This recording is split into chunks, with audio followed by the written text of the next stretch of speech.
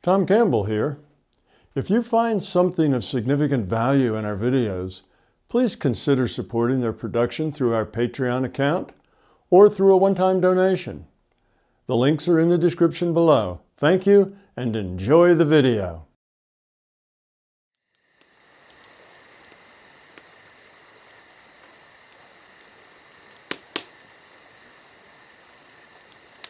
Please go ahead, Nathalie. Hello, Tom. I have a question about the family system that we share in our experience in this PMR. So when an IUOC starts an experience in our PMR, is there any connection to the family members it is born into, especially about the fears which will appear to them? In families, often themes show up in patterns like violence, addiction, depression, or other mental illness. I heard about something like ancestor healing, which would mean that we are born into systems of fears which are connected to our forefathers, and by healing these themes in this experience, we can heal it in our family system. In the same way, it would even show up a bigger responsibility to our children to help them grow up. Somehow it sounds pretty logical that breaking out of the circle means always something is changing, but could you give a higher perspective to this? And do you think that this is true? Does our children have to fight with the same struggle of deep fears that we do? Okay, there's a lot of different perspectives on this. I'll try to pull them all together. It is true that we as parents do tend to pass our fears along to our children because our children see us as role models. So if we are terrified of water, we're terrified of swimming, and we can't even get in water, up past our waist before we start to panic, then they see us do that, they will tend to be that way as well. So we can pass fears along to our children. We do pass fears along. So our children do tend to represent us. And of course, your parents passed fears along to you, and your grandparents passed their fears along to their children, which were your parents. So in a way, we do pass these fears, on to our children, because our children, let's say, taking back to the fear of water, or the fear of being in water and drowning, the children looked up to us. We, the parents, are almost like gods. We know everything. We can do everything. We're all powerful to them. And if we're terrified of water, then they should be terrified of water too, because water must be very scary. If it scares my mom or scares my dad, then it's a pretty scary thing. I need to be wary. So they take those cues from their parents.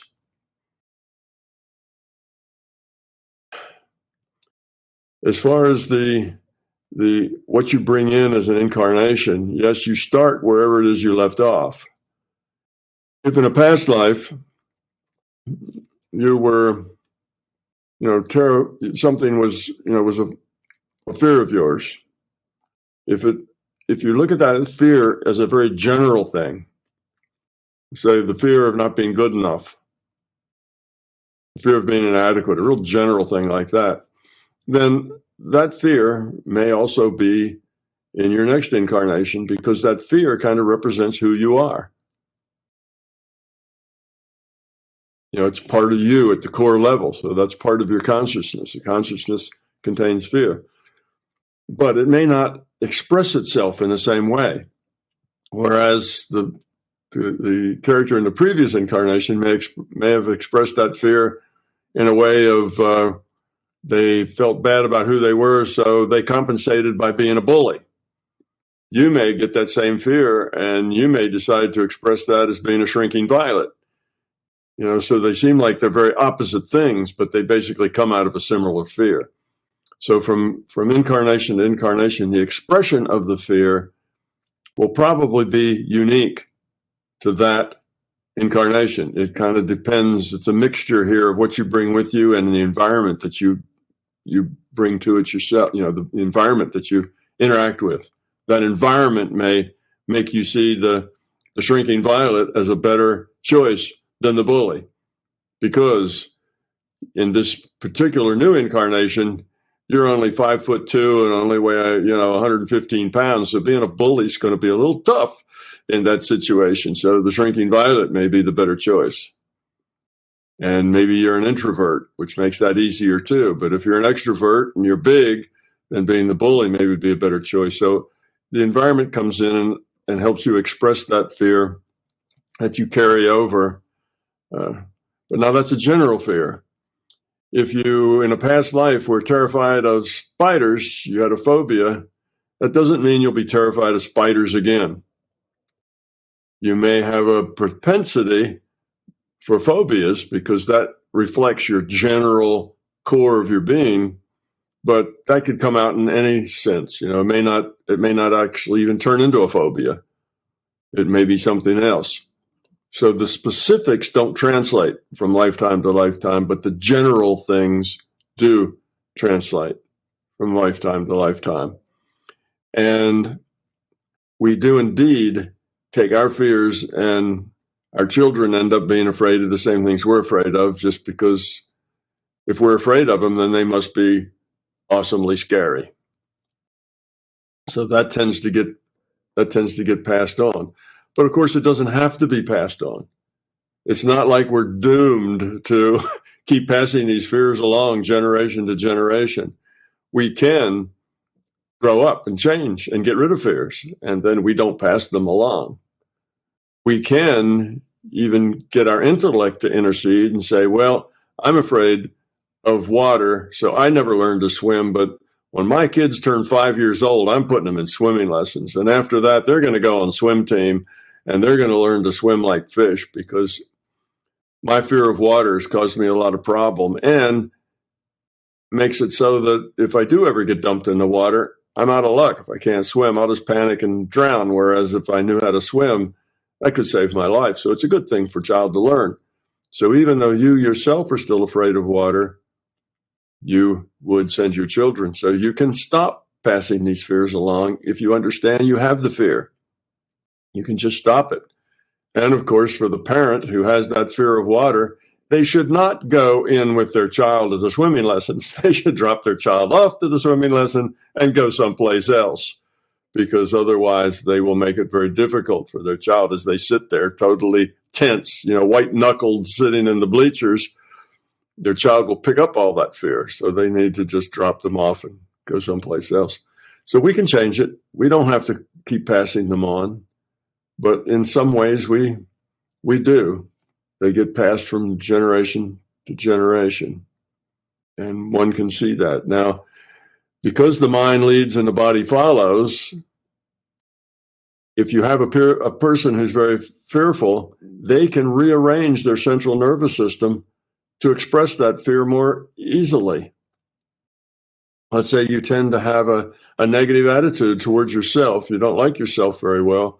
Then you can modify your brain chemistry such that you don't produce enough neurotransmitters so that you feel kind of depressed. Well, not liking yourself and being depressed just go together. So your fear can change your body in a way that supports the fear. You see, again, intention modifies future probability. And if what's in your mind is I'm inadequate, then the future probability will change your body to express that inadequacy and say not enough neurotransmitters, not enough, forgot the word now, but anyway, so it'll change you to express who you are. So there's lots of things we come in with, but also lots of ways to outgrow. So don't feel stuck with anything. Certainly don't feel stuck about passing it on to children.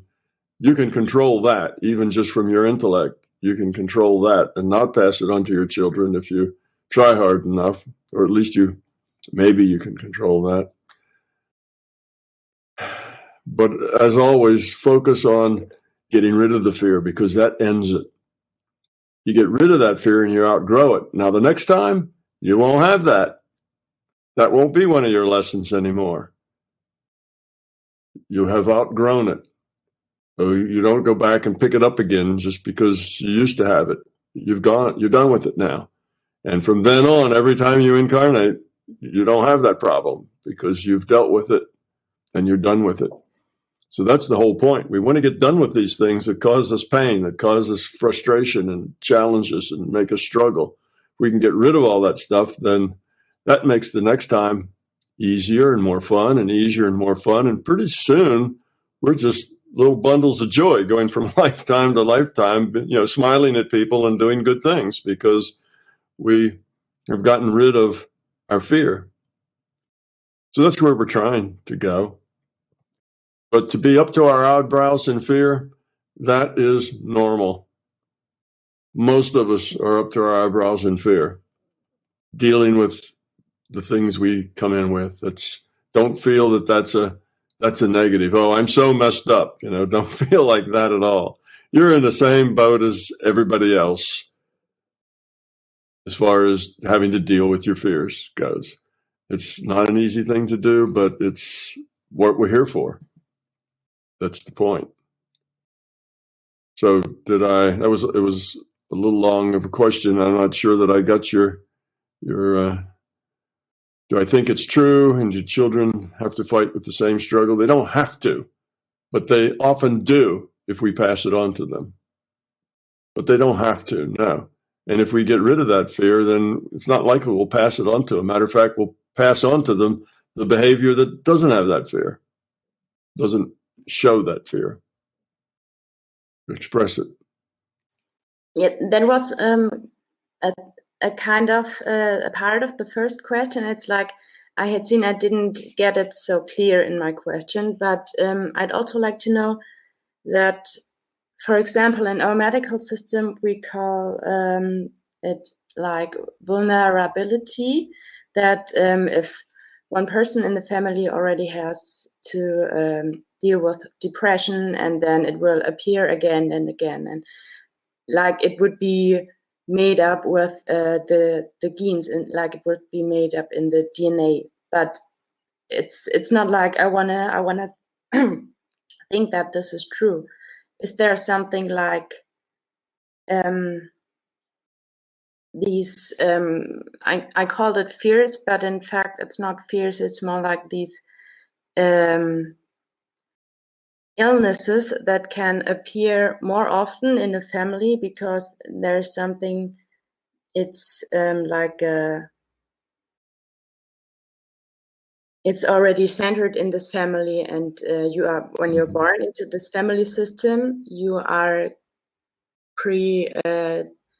you are, the possibility to get it, it's more higher. I don't know if I get the point right now, what I want to say. Yeah, I think I understand that. Yes, there are some illnesses of even of the central nervous system are inheritable. They are genetic. That's a possibility. Many things, many proclivities are genetic, but it doesn't mean that you're trapped with your genetics. Just because you come from a family where, say, depression was common, or you had a mother or father who was depressed, and maybe a grandfather who was depressed, and you see that that's in the family, it doesn't mean you have to be depressed. You can modify that genetics. You're not stuck with your genetics. Your genetics are not a thing that you can't change. Your intent modifies future probability, and it can change you physically as well. It can modify your central nervous system. It can modify a lot of your physical system just because you have an intention. So you can break that cycle. Now, you may have a proclivity toward it, which means it might be easier for you to become depressed. If you had things that made you feel negative towards yourself in your life or whatever, it may be easier for you to grab hold of that depression thing because of a proclivity toward it, but it doesn't mean you have to become it. You can you can change that genetic. And sometimes things are strongly genetic. You know, there's a real clear genetic path, and sometimes they're weakly genetic. And when they're weakly genetic, it's almost like you're passing attitudes along rather than genes.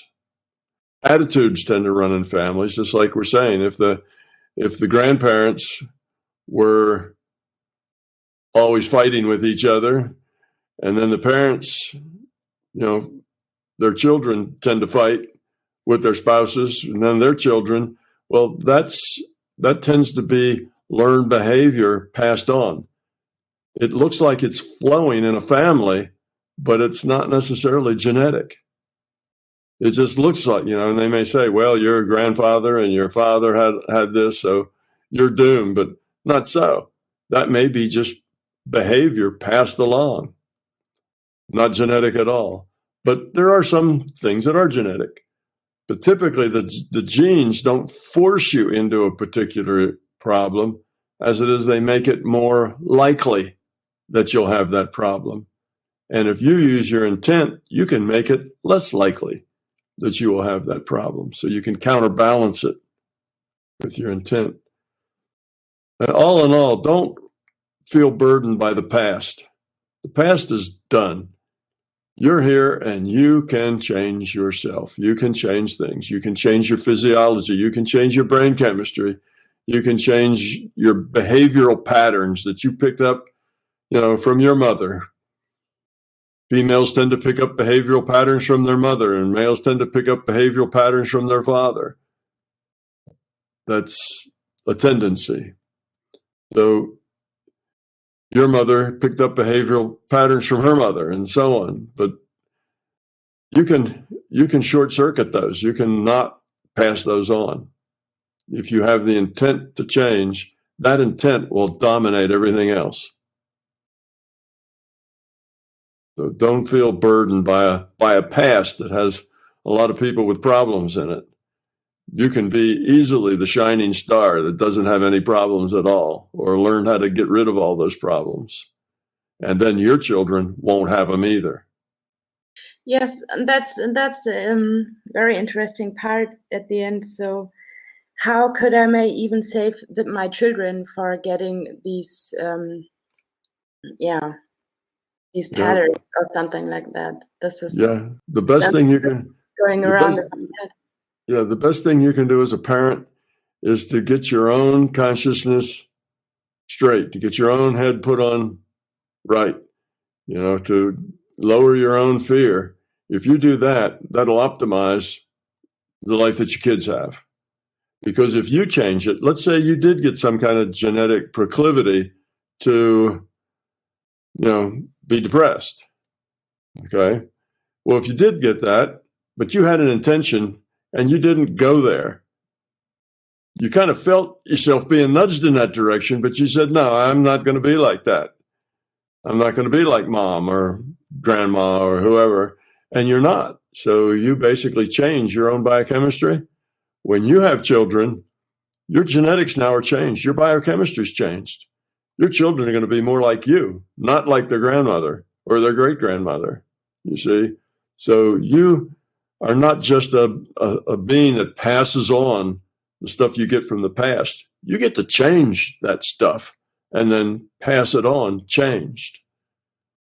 So if you just don't succumb to it because you have, you're strong enough to do that, you just don't go with the flow, but you say, no, I'm not going to go that path.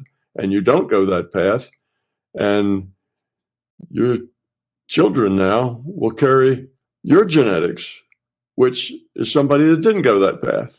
You change your neurotransmitter numbers, your serotonin. That's the word I was thinking of. You got plenty of serotonin now. It's not too little. So yes, you can stop it. And then their children are less likely to have it. So you can break that cycle. Yes. It's doable just with your intent. So there's no doom in genetics. Genetics are just a piece of the puzzle. We can modify our own genetics with our intent. Now, there's limits to which we can do that, but we can, to a great extent, modify our genetics. Read some books by Bruce Lipton. He talks about that all the time, about modifying you're not a slave of your genetics. You can modify those genetics. I even have one of his books here, but I didn't get the time to read it. But thank you again. I will read it. All right, Tom. The other questions are coming from people who have submitted on the forum but are not here.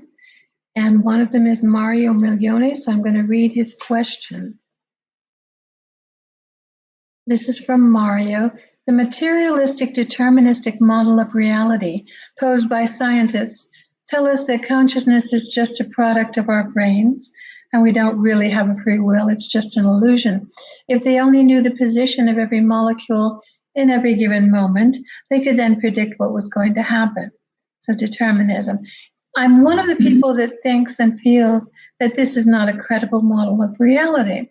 I know I'm conscious and I make choices, and I experience consequences, and I learn or don't learn as I go along. We all experience this. It seems so obvious. I can't comprehend how these people can deny it. Clearly, scientists are intelligent people, but I don't understand how they accept a model that doesn't explain the fact that we see that all living beings, not just human beings, clearly are acting, learning, surviving, and evolving on this earth. How can it be if there really isn't any point to anything? Is consciousness just a byproduct of the brain? If it was, then why do we see this driving force in all life forms? There shouldn't be any evolution if there's no point to anything. Wouldn't everything be just random? Have I missed something in their argument or not understood them properly? No, you've pretty well got it right. That is the way it is. But when you ask the question, how could they come to this conclusion? Well, your point is that the conclusion seems to rationally be untrue. We experience choice, we experience change, we experience evolution, and we know that the changes that we make, that we can make changes and have those changes take effect, that we can change ourselves, which would, say that they must be wrong. Otherwise, we could never change ourselves. And we know we can. But all of your arguments are rational. Belief is not rational. When somebody believes something, a rational argument is not able to crack that belief. First, they'd have to be open-minded to that belief not being true. If they're not open-minded to that belief not being true, then any amount of information, data, experience, or other facts won't compute for them. They'll hear it and they'll realize that it must be mistaken. It has to be mistaken. It has to be wrong. So they just throw it out. Now, in the strongest cases of that, it's just called denial, right? You just deny things because they are crosswise with your beliefs. So that's how it happens. Yes, scientists are clearly intelligent people, and yes, they have lives, and yes, they are conscious, and yes, they make choices, and by those choices, they change things, and they realize all of that, but that all falls on the opposite side of logic from their belief that this is a material reality, that this is a deterministic reality. And you have to have a deterministic reality if it's a material reality. So if that's your fundamental belief, then everything to the contrary must be an illusion by definition. And you don't even have to investigate it because you know, by definition, it's an illusion. So they don't really think about it or investigate it or spend much time worrying over it because they already know the answer. If it's contrary with my belief, it must be an illusion. It's just that simple. So why am I going to go out and study this illusion that people are having or even think about it much? When you know already deep down inside that it must be an illusion. Okay, so that's how all believers are. And it doesn't matter whether it's a religious belief, a scientific belief, a belief in their, a belief that they are insecure and inadequate. People believe they're inadequate, that they're not good enough. It's just a belief. And all the data that comes to them, to the contrary, they pass off as not being meaningful. And all the data that comes to them to support the fact that they feel inadequate, that's the data. That's the proof. They've got it. The other data, they just, no, can't be true. It's an anomaly. Oh, it's not like that. That's just an illusion.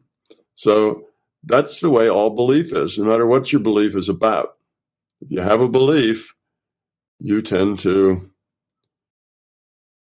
pay attention to the data that confirms it and pass off everything that doesn't confirm it as an illusion, as not being real, being somehow misunderstood. So that's how intelligent people like scientists can have a life every day, making choices, changing their path, deciding to become a physicist or deciding to become a chemist or deciding to become a social worker. And they made that hard choice, and now here they are as a physicist, but it's been an entirely different life if they'd chosen to be a social worker. That choice was just an illusion because it conflicts with my belief. That may seem incredible, but that is just the nature of belief. So you cannot fight belief with facts or with rationality. Rationality doesn't work against belief. Now, if there's some open-mindedness in there, then facts can pry in and make a crack and eventually change things. But if they were open-minded, then it probably wouldn't be a belief. They wouldn't see it as, people who have beliefs see their beliefs as facts. That's the nature of a belief. So they don't see their belief as a belief. They see their belief as a fact. So that's why, it seems odd, the very people who are supposed to be skeptical of everything and only look at the facts have a belief, at the center of their own science. Well, most people have beliefs at the center of their being, someplace or another. And most professionals have beliefs at the basis of their ideas. It's just kind of common. We're up to our eyebrows in fear. We're up to our eyebrows in beliefs and self-centeredness. It's just the way we are. So it doesn't matter if you're a scientist or if you're, a fundamentalist. It all works the same way. Belief is belief. Or maybe you're just some individual that believes you're inadequate. A belief is a belief. Every day, life will confirm your fear that you're inadequate. And every day, all the things that demonstrate that you're not are thrown away as inconsequential. Well, Tom, there's a practical side to this too. I mean, this argument has been going on for 100 years. This is what your experiments are trying to show, that consciousness is at the root of reality from the original Copenhagen experiment. But we have known scientists who have admitted that their colleagues will come to them in confidence and say, I believe what you're doing. These scientists who have a big picture, whose experiments in consciousness is very, very well documented, and they'll say, I do believe in what you're doing, and I do know that this is how it is, that consciousness has this role in our reality, but I have my career to look at.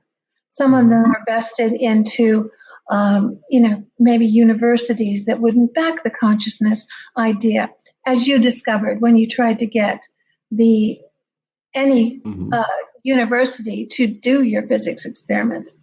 And then there are some of those brave scientists who have a solid career in, say, the medical field, like Brian Weiss, top-notch head of psychiatry at Mount Sinai, who have to leave what they've always done and go with something that works better.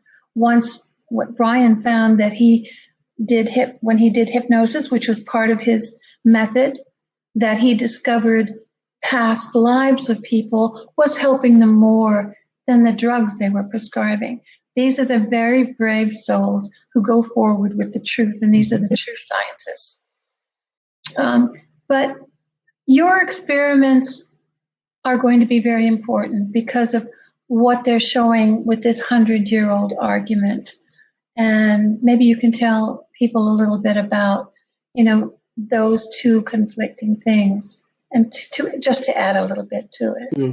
Well, if you're in a group of people and they all share a belief, like most scientists, and not just scientists, but doctors and lawyers and Indian chiefs, most people who are left brain dominant believe that our world is materialistic and that materialism is the right answer. But they believe that because their parents probably believe that, and their society believes that, and their culture believes that. So you can pick up a lot of beliefs just out of the culture.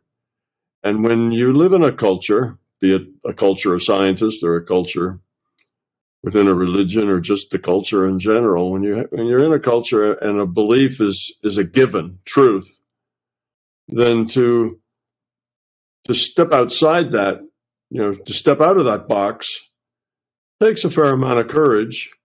And to step out of that box tends to gather the wrath and the displeasure of those people that are still in that box, because you obviously have shown yourself to be incompetent and stupid because you don't hold that same belief that they do. You see, so that's just the nature of the way things are. But, there always will be people who will have an open mind and look at the facts and change their mind, who aren't committed to beliefs. There's always those people around, and they will always go off on their own. They will think out of the box and go to work out of the box and do whatever they do. Now, in a way, you might think that, gee, it would be better if we could kind of turn around and grow up more quickly. We've been, like you say, 100 years on just this one particular belief, which is she's talking about, double slit, quantum mechanics, that sort of thing. But it goes back more than that. The belief in materialism is fairly deep. It goes back to Newton, I guess, in his big clockwork universe. So anyway, there'll always be people who will take exception, and the system is set up. I shouldn't say the system is set up. The system has evolved to the point that it's hard to bump the system out of its rut. It's hard to make the system go off in a different direction, to make all the physicists, to make all, people who are fundamentalists in a religion, whatever we're talking about. It's hard to change that. And that's probably a good thing. It would probably not be such a good world if every time somebody came up with a new idea, oh, look, we should all turn right here. We should all go off and do that. The whole society got up and ran off in that other direction. That probably would be a very bad thing.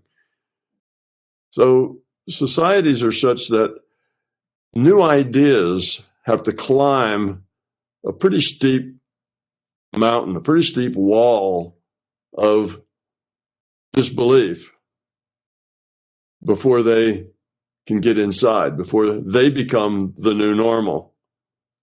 You see, and in a way that's good, because that gives the whole system of ideas some inertia, such that we don't chase after every new idea or harebrained scheme or something else that comes along. We tend to resist that. And we like things the way they are, and we want things to stay the way they are because we're comfortable with that. And it isn't until the new idea forces itself into our consciousness because it just is a better idea and it just works better and it makes it, it's a better explanation. And decades later, the society will change, accept a new idea, and that becomes now the new normal or the new belief. Because most people just either believe it or don't believe it. Most people don't think for themselves that much that they're going to go down to first principles and derive it all for themselves. They're just going to say, well, that's what the scientists say, so it must be the way it is. So belief just spreads around. So anyway, it's good. It's good that we have this inertia. It means it takes longer.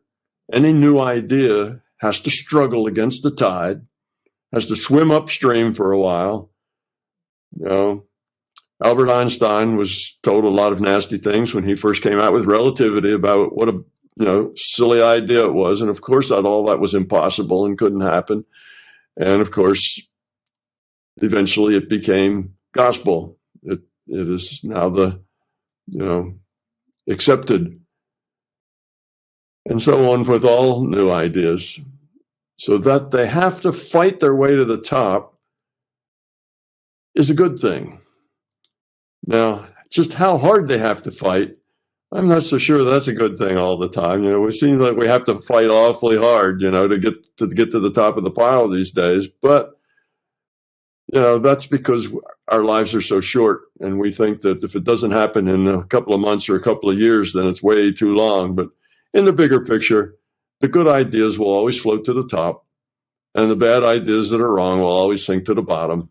And in the long run, it'll work out well. The new ideas, the out-of-the-box thinking will make the box bigger. And the box keeps getting bigger and bigger and bigger. And that's what we want.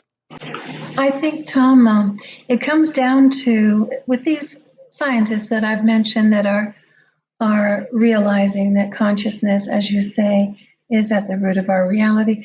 Those like Dr. Bruce Gregson, Dr. Donald Hoffman, these are 50 years of research people. I don't know how long in the case of Donald Hoffman, but it all comes down to it's not your experience, it's not your truth. Now, they've seen and experienced they either have results from their experiments or they've directly experienced it themselves. So that's what it comes down to. And it leads me into this next question. It's not your experience, it's not your truth, is what Brian has submitted as a question. He's giving a little background. He's very left-brained and wanting to connect to the LCS. Now, this is a very long question. I will try to shorten it, but I don't want to leave anything out. Basically, his question is, does the LCS hear requests to connect with it, even if they are at the intellectual or left brain level? And then he goes on to give a little background. I think I've tried everything I possibly can to make some sort of connection with the LCS. This is a question that recurs a lot, and you've talked about a lot. I can't think of anything more important than knowing our purpose, that there is more to reality than the mainstream materialistic culture would have us believe. I just needed some verification. And he quotes, if it's not your experience, it's not your truth. That's your quote. I was far more optimistic several years ago when I asked you about this in an MBT forum email. I still have the information, as it was good information. At the time, you indicated the LCS won't connect with your intellect, but is trying to help us, unquote, connect when you are coming from the being level. Since I had experienced something like a vibrational state years ago while meditating, I figured it would come in time.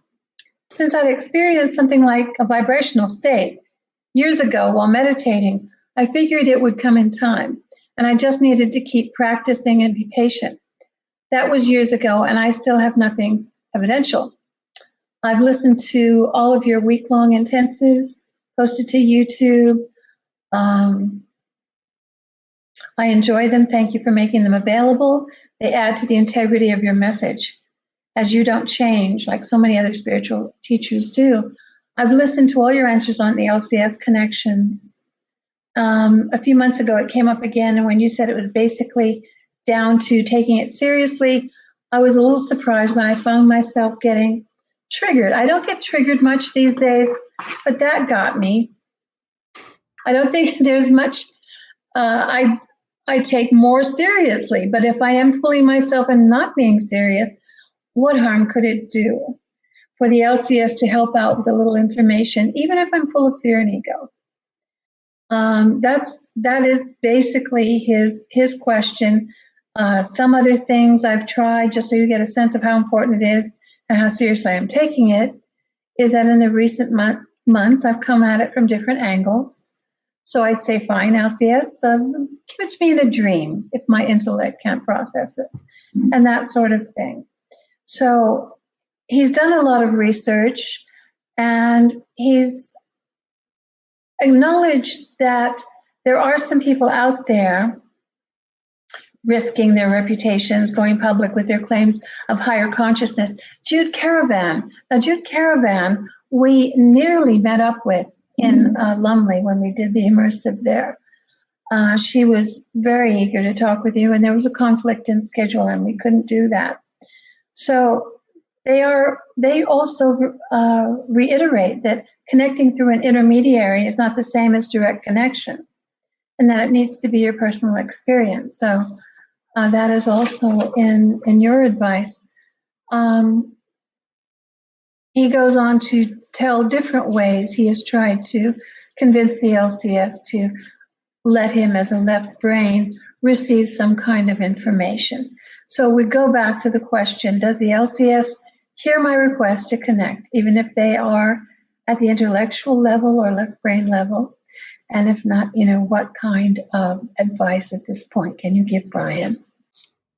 Well, Brian, I can feel your frustration. You want to connect, you've tried to connect, you've done everything, you're willing to take a sign, a dream, anything,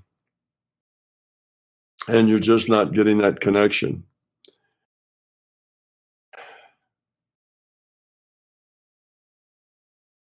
One of the problems may be, I don't know exactly what the particular problem is with you making this connection, but one of the problems may well be that you're trying too hard.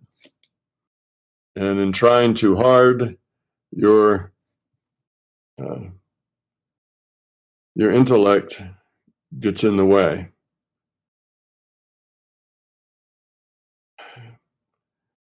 Having an idea that it is possible, that something is possible to do,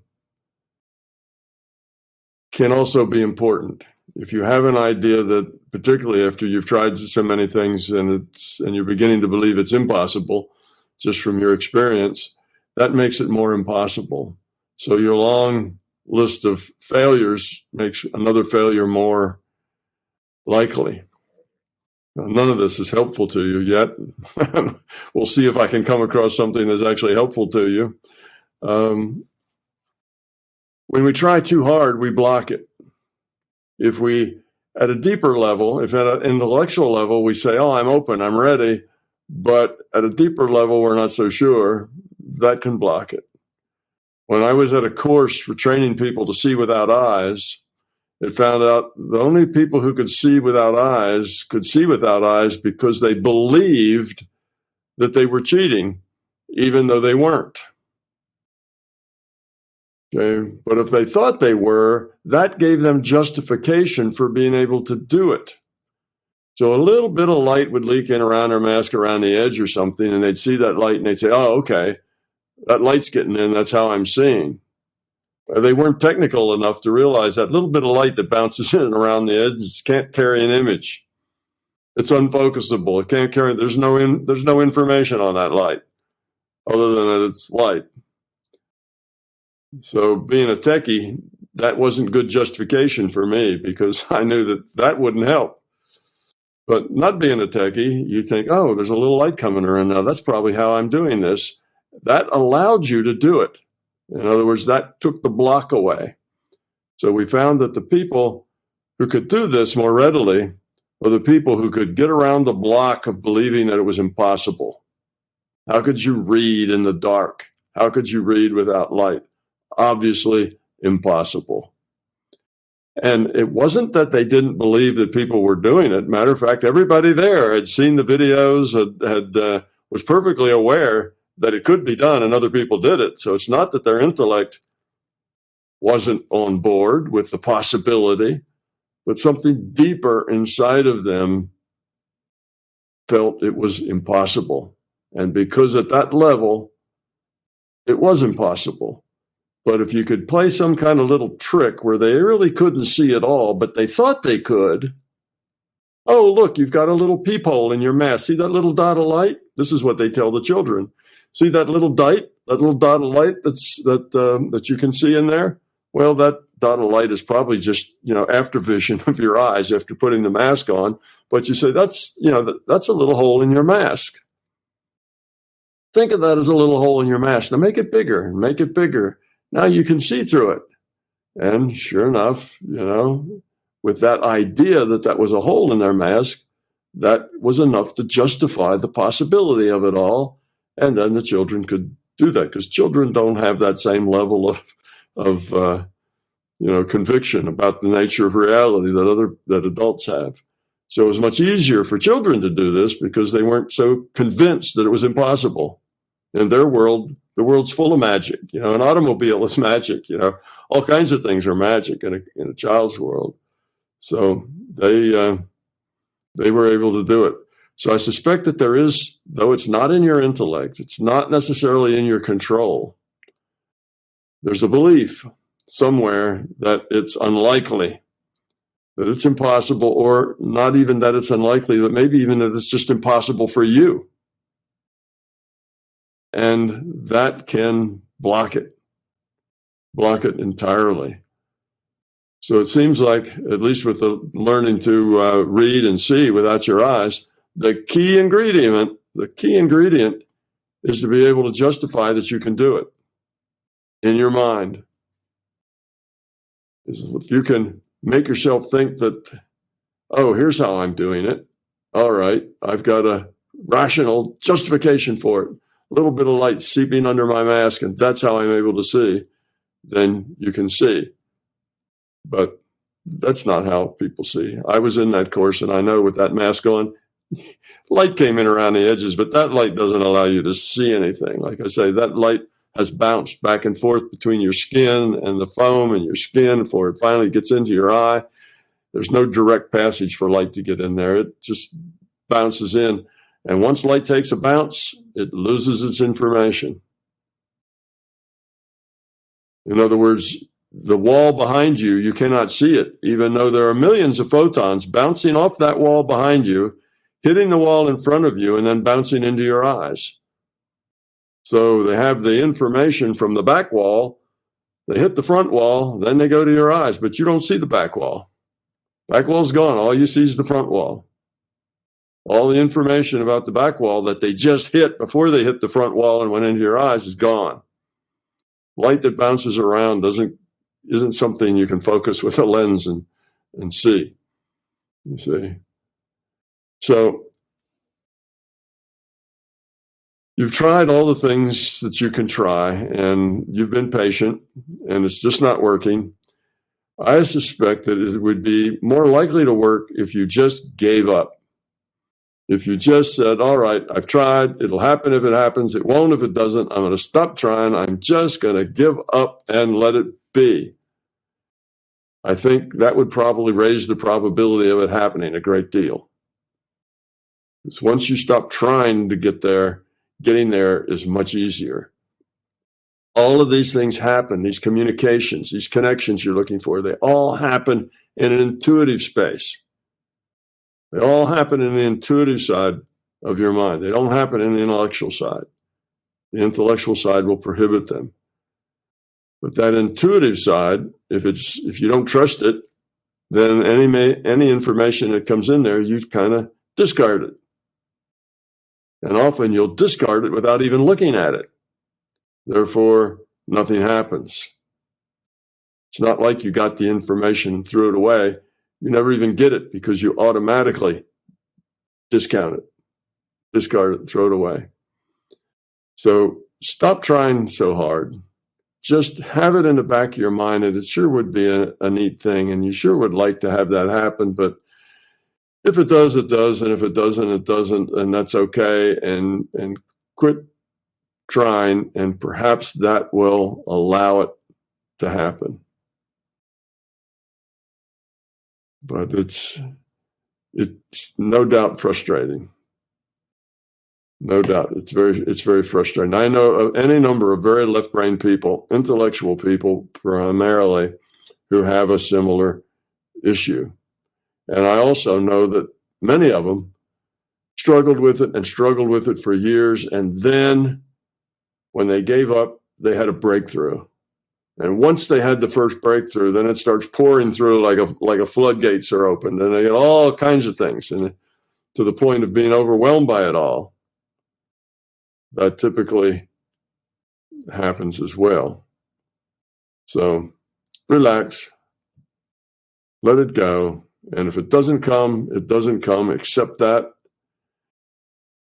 It maybe next lifetime. I just say that not because I think it'll maybe be in the next lifetime, but I think that will help you let go of it in this lifetime, to say that. And then just be open to it. Don't try to make it happen. Don't reach for it. Don't yearn for it. Don't say, oh, I want this. I need this. That all keeps it from happening. Just let it be open, and see what happens. If it doesn't, it doesn't. Accept that as well. Frustration's not good.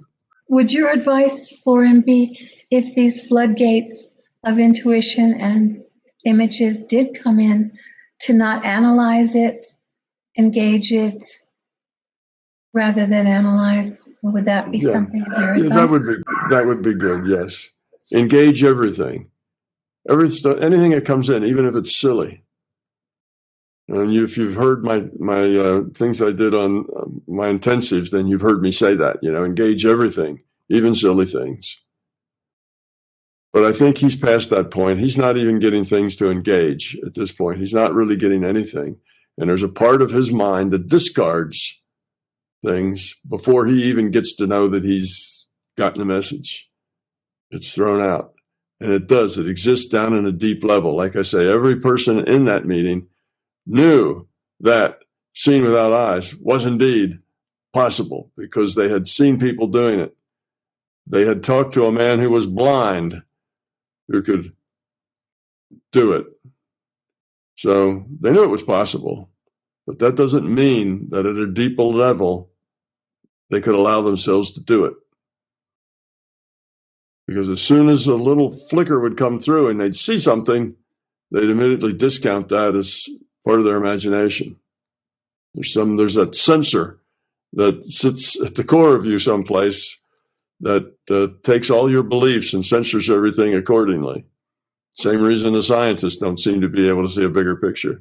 They get that little sensor sitting in there that is trying to uphold all of their beliefs. Well, good luck. That's all I can say. Good luck. Give it up, and good luck. Thank you, and thank you for your question.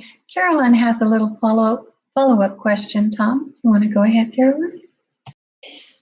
I wanted to know if there's a good reason to manipulate people. Like, can there be a low entropy choice to manipulate someone? Yeah, I suspect there could be. You try to get somebody to see something, so you give them a nudge. But the manipulation needs to be gentle. It needs to be a nudge, a way of simply and easily, not some complex thing, not a story, not a long lie, no tricks, no psychological tricks, things like that, but just nudging someone. Yes. So the manipulation is very gentle and it's in the background. It's not in the foreground. So for instance, let's say you have a friend and that friend thinks that the larger, conscious system is ridiculous. So you could occasionally bring up some little fact about it.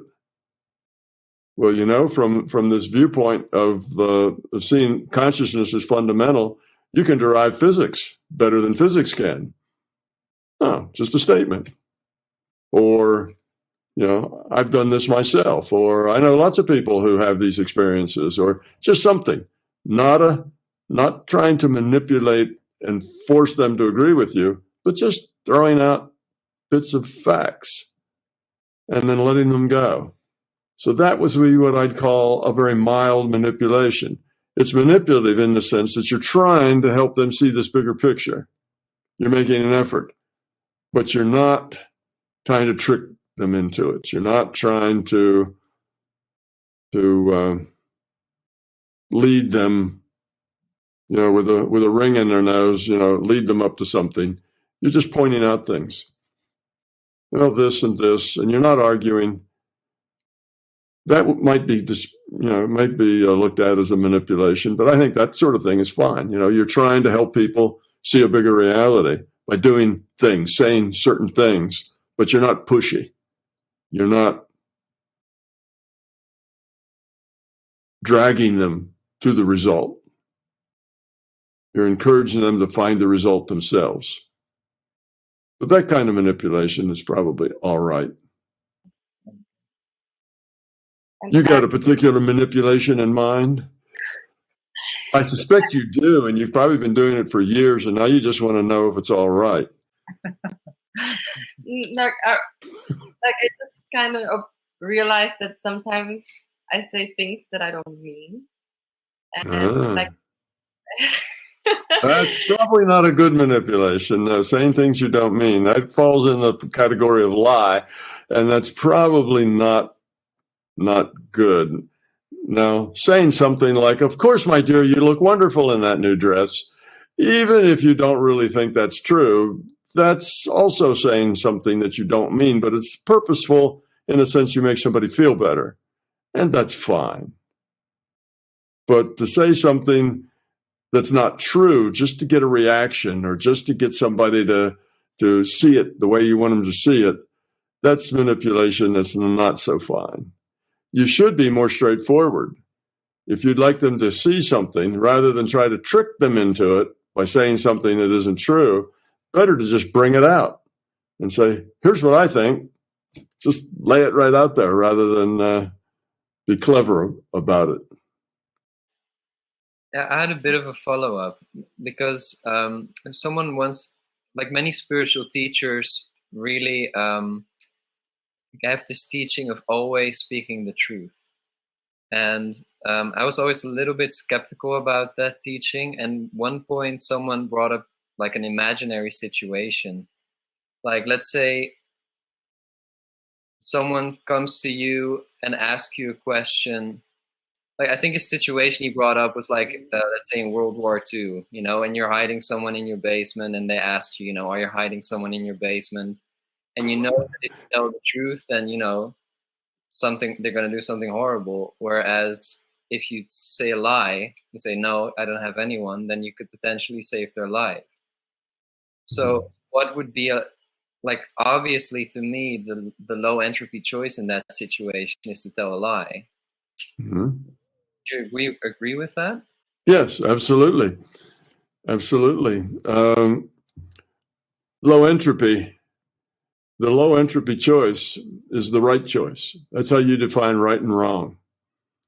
If it's the low entropy for the system, it's not just necessarily for you personally, but in general, it's the low entropy solution, then that is the right choice.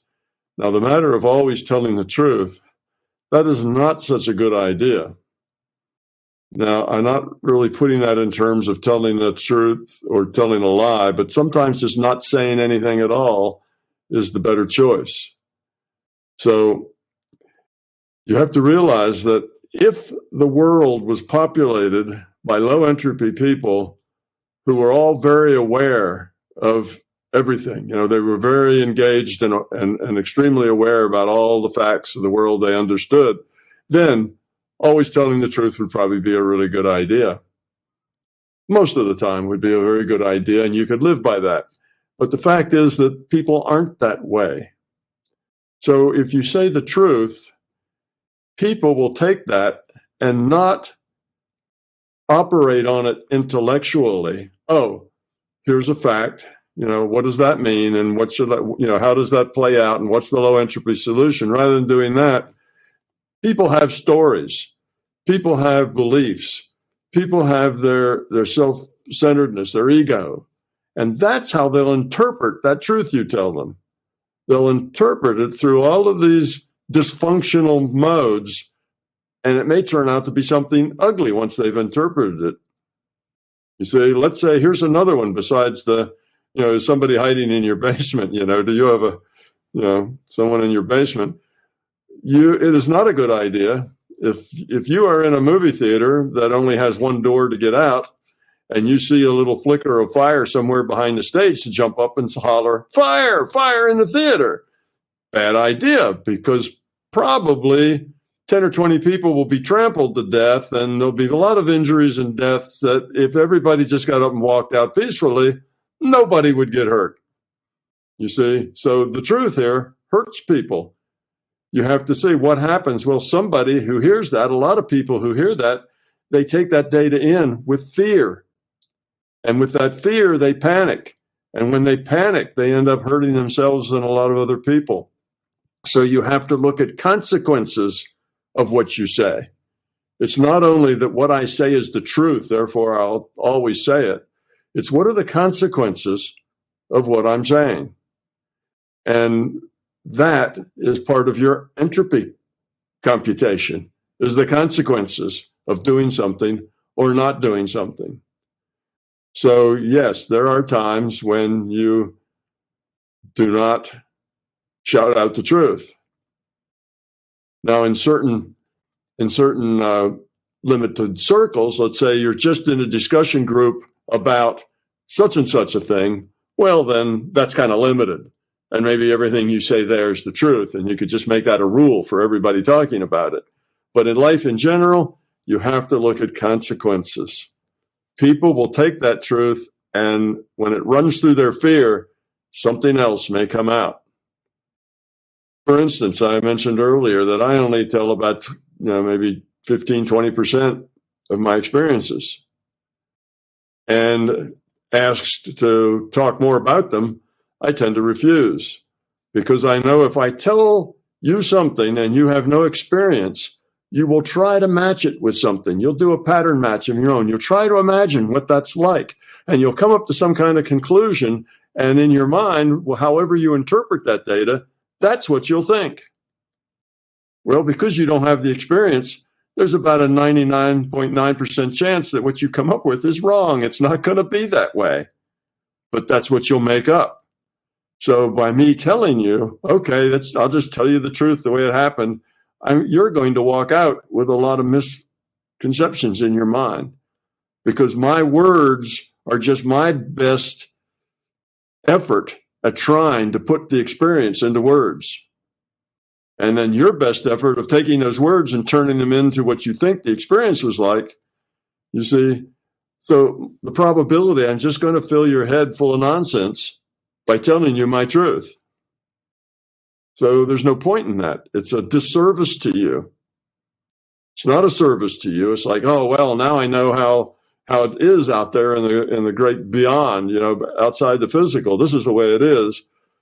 What you're imagining that I'm saying and what it leads to has to do with your beliefs. It has to do with all kinds of other things and fears, and it's just not likely to be true at all. So I'd better not just say anything rather than fill your head with nonsense. And there's no way you can interpret it without any experience. So I know it's going to be mostly nonsense, because you can't help that. If you don't have the information to interpret it, then it's not going to work out very well. So often it's better just to keep your mouth shut and not share truth with people who aren't ready to process it in a positive way. Now, if everybody would say, oh, a fire in the theater, let's all file out calmly and, with low entropy, let's just do this as fast as possible, then fine. You could say, hey, there's a fire in the theater, and that would be a fine thing to say, a very good thing to say. Everybody would stand up and they'd all get in line and everybody would march out, and as many that could make it would make it, rather than a crowd at the door and only 10% of the people who could have made it now make it. You see? So it depends. It depends. If your people are capable of processing that truth in a positive way, by all means, tell the truth. Anything else is not helpful. But if they're not capable of processing that in a positive way, then be a little careful what you say. You're liable to create an emotional, fearful, belief-based reaction that is worse than saying nothing at all. So that's my concept about the truth. Yeah, always tell the truth, always, no matter what, is just not a good idea. There are circumstances where that's just the wrong thing to do because people won't process it in a positive way. They'll process it maybe in a panicked way or in some other way. So yeah, I'm really happy you clarified that. So if my wife is very low entropy, I can tell her that I don't like the dress, but otherwise it's good to tell a white lie. Yes. If she's very low entropy, you can say, well, I don't think that doesn't work well with your skin color, or it just doesn't seem this or that. And you should be very honest. If she says, oh, thank you, because she'll be grateful that you told her that. And she'll say, well, thank you. I appreciate that. I'll go wear something else, or I'll do this, or I'll do that, or maybe I'll take the waist in with a belt. Does that improve it?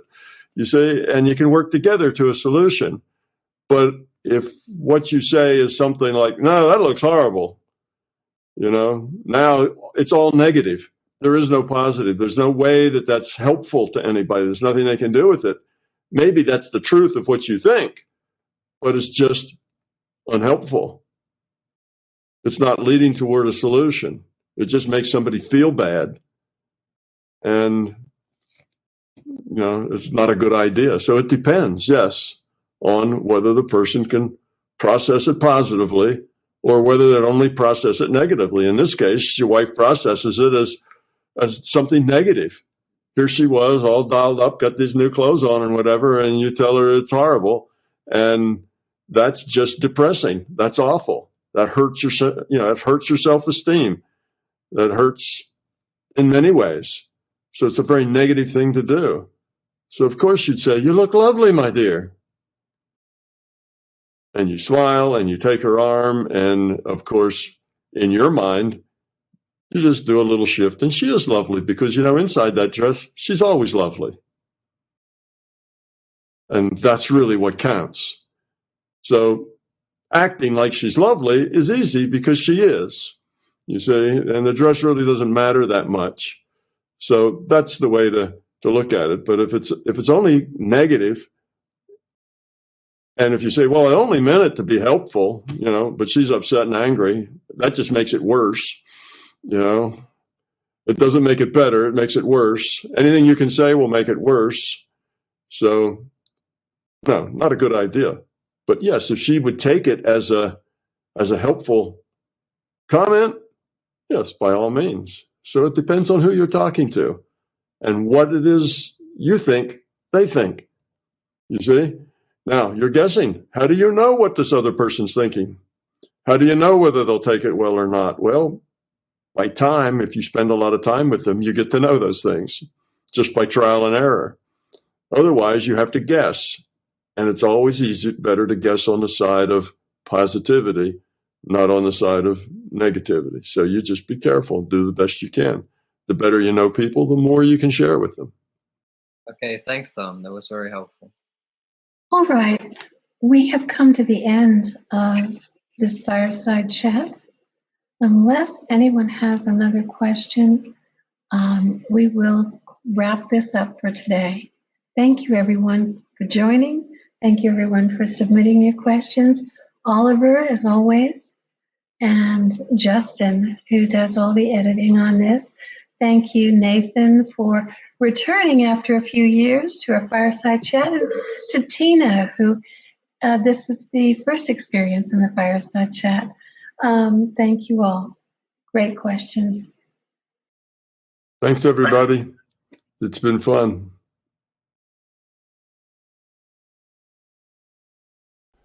Tom Campbell here. INMBT Events. Hope you liked this video. We now have well over 1,000 hours of free video on this user-friendly, ad-free YouTube channel. Though these videos are free to our viewers, they represent many thousands of hours in production and editing, and many thousands of dollars invested in video and audio equipment, along with the required computers and software to store and process the raw video into finished products. So far, all of this content has been funded directly out of our own pockets. Be assured, we will always continue to do what we can. It's our life, our purpose, a labor of love that we will continue to pursue as best we can. However, those pockets are not as deep as they used to be. Thus, we are now seeking to augment our resources with support from our viewers. If you find something of significant value in our videos, please consider supporting their production through our Patreon account or through a one-time donation. The links are in the description below. Thank you.